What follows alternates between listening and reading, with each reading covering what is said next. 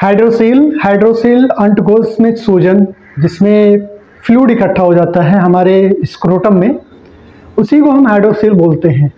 बहुत सारे लोगों में ये इंजरी की वजह से, जिनमें चोट लग जाती है, बाइक चलाते हैं, ड्राइविंग करते हैं, उस समय कभी अचानक से ब्रेक लगाते हैं तो उस समय क्या होता है, आपके टेस्टिकल में इंजरी हो जाती है या उनमें नर्व्स में स्प्रेन हो गया, तो उसकी वजह से भी हाइड्रोसील कुछ दिनों के बाद आप में डेवलप कर जाती है।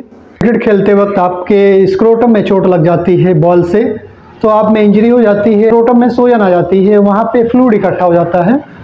तो आज हम इसी पे बात करेंगे हाइड्रोसील के बारे में, और हम आपको होम्योपैथिक मेडिसिन भी बताएंगे। हाइड्रोसील के लिए जो ट्रीटमेंट है बहुत इफेक्टिव मेडिसिन है। हम आपको 3 ऐसी होम्योपैथिक मेडिसिन बताएंगे जिससे आपकी हाइड्रोसील जल्दी ही ठीक हो जाएगी। हाइड्रोसील में होता क्या है, बहुत सारे मरीज ये कंप्लेन करते हैं कि उनमें दर्द ही नहीं होता है, बहुत पेनलेस होता है हाइड्रोसील, और किसी किसी में तो बहुत ज़्यादा दर्द होता है, टच करने पे भी उनमें बहुत ज़्यादा सीवियर पेन होने लगता है। बहुत से लोगों में स्क्रोटम हार्ड हो जाता है, कहते हैं कि उनमें पानी भर जाने की वजह से काफ़ी दिनों से, अगर 2 साल 4 साल 10 साल तक उनमें हाइड्रोसील है, पेनलेस रहता है, तो वो इलाज नहीं कराते हैं। जब तक उनमें दर्द नहीं होता है तब तक वो इलाज नहीं लेते हैं। तो अगर किसी में हार्डनेस है या किसी में ज़्यादा फ्लूइड इकट्ठा हो गया, स्क्रोटम में पेन होता है, हिलने डुलने पे भी, उनके टेस्टिस पे भी असर पड़ने लगता है। बहुत सारे मरीज में हाइड्रोसील होने की वजह से उनके स्पर्म पे असर पड़ता है, उनके स्पर्म क्वालिटी और क्वांटिटी दोनों पे ये बहुत ज़्यादा असर करता है। हो सकता है कि उनमें स्पर्म काउंट कम हो, हाइड्रोसील होने की वजह से टेस्टिस में इन्फ्लामेशन चल रहा है, टेस्टिस में इंजरी हो जाने की वजह से स्पर्म कम बन रहे हैं या उनमें क्वालिटी कम हो गई है, तो ये असर आपको दिखाई दे सकता है। हाइड्रोसील न्यूबॉर्न्स में भी होते हैं। बहुत सारे बच्चे जब पैदा होते हैं उसके 1 हफ्ते या 2 हफ्ते के बाद उनमें अंडकोश में सूजन आ जाती है।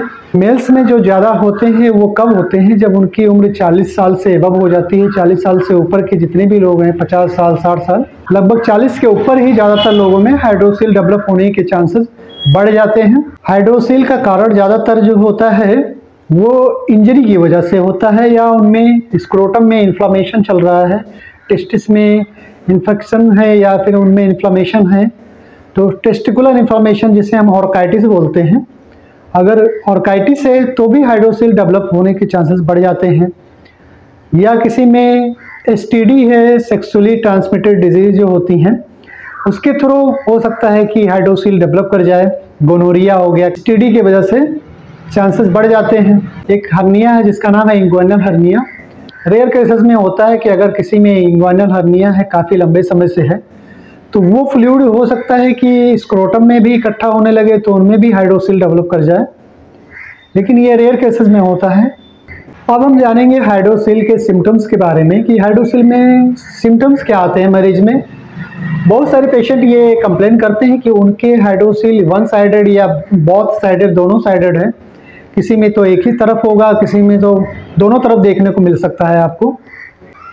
और मरीज कंप्लेन करता है कि सुबह के टाइम उसका जो है स्क्रोटम बहुत ज़्यादा सूजा रहता है, उनमें सूजन ज़्यादा बढ़ जाती है, लेकिन शाम के वक्त जो है वो सूजन कम हो जाती है।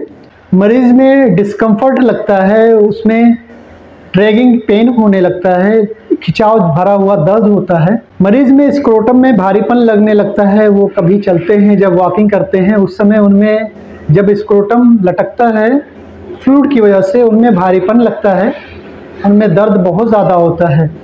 किसी किसी में तो पेन नहीं होता है।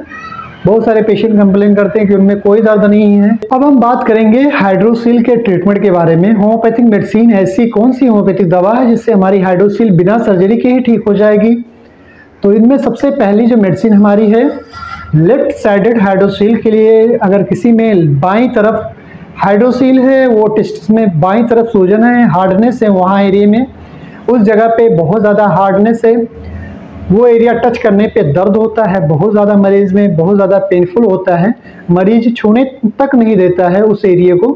रोडोडेंड्रॉन ये लेफ्ट साइडेड हाइड्रोसील के लिए बहुत इफेक्टिव है। आप इसको 30 पोटेंसी में ले सकते हैं। दिन में 2 से 3 बार 10-10 बूंद ज़बान पे लें।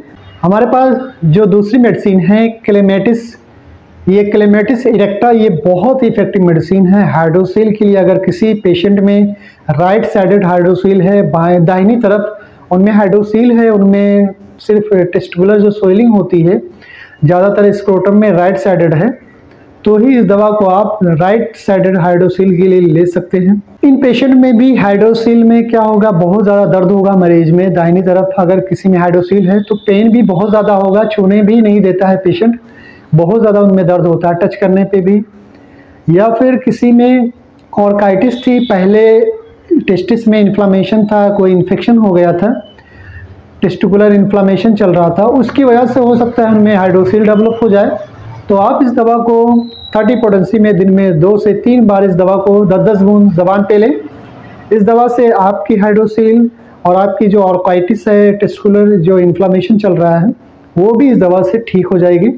और हमारे पास जो तीसरी मेडिसिन है, काफ़ी इफ़ेक्टिव मेडिसिन है, बहुत ही इफ़ेक्टिव है इंजरी आफ्टर के लिए। अगर किसी में इंजरी होने की वजह से स्क्रोटम में इंजरी हो गई है, चाहे वो बाइक राइडिंग करते हुए या फिर आप क्रिकेट मैच खेलते हुए आपको स्क्रोटम में चोट लग गई है, या फिर किसी भी वजह से अगर आपके स्क्रोटम में चोट लग जाती है, ब्रूज्ड फीलिंग होती है, उनमें बहुत ज़्यादा दर्द होता है, कुछ दिनों के बाद पता चलता है कि आप में जो है हाइड्रोसील डेवलप कर गई है, 1 हफ्ते या 15 दिन के बाद उनमें सूजन आ गई है, चोट लगने के बाद। इंजरी आफ्टर याद रखें। तो आर्निका 30 पोटेंसी में आप इस दवा को 10-10 बूंद ज़बान पे लें, 2 से 3 बार इस दवा को 1 महीने तक कंटिन्यू रखिए। इस दवा से आपकी हाइड्रोसील जल्दी ही ठीक हो जाएगी। तो आज के लिए इतना ही। मैंने आपको हाइड्रोसील के बारे में बहुत ही अच्छी मेडिसिन, 3 होम्योपैथिक मेडिसिन भी बता दिए हैं। अपने हाइड्रोसील से आज ही छुटकारा पाएँ विदाउट सर्जरी। तो ऐसे ही वीडियो के लिए बने रहें हमारे चैनल पे रेगुलर। Thanks for watching.